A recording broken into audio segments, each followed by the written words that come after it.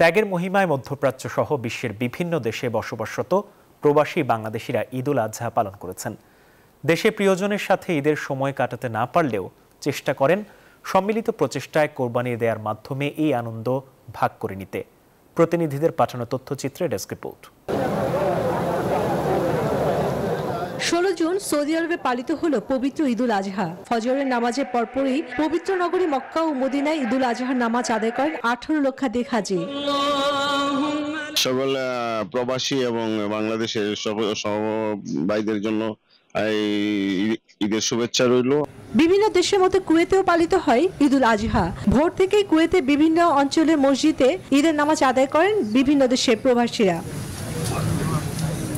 যথাযথ মর্যাদা ভাব গাম্ভীর্যের মধ্যে দিয়ে লেবাননে ঈদুল আজহার নামাজ আদায় করেছে প্রবাসী বাংলাদেশিরা। রবিবার সরকারি ছুটি থাকায় ছিল না প্রবাসীদের কাজের চাপ। মধ্যপ্রাচ্যে অন্যান্য দেশের মতো সংযুক্ত আরব আমিরাতেও পালিত হয়েছে ঈদুল আজহা।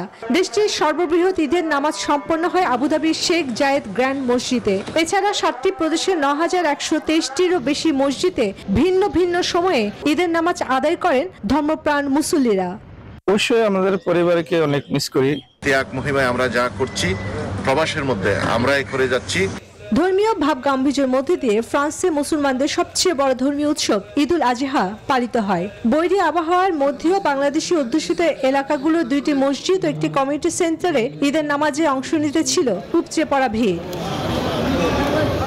ইউরোপের অন্যান্য দেশের মতো স্পেনেও মুসলিমদের পবিত্র ধর্মীয় উৎসব ঈদুল আজহা উদযাপিত হয়েছে। রাজধানী শহর মাদ্রিদ, পর্যটন নগরী বার্সেলোনা, ক্যানারিয়াস দ্বীপপুঞ্জ সহ বিভিন্ন শহরে ছড়িয়ে থাকা প্রবাসী বাংলাদেশিরা ঈদের নামাজ আদায় ও একে অপরের সাথে কুশলাদি বিনিময় করেন। মাদ্রিদ থেকে বিশ্বের সকল মুসলিম উম্মার জন্য ঈদুল আজহার ঈদ মুবারক।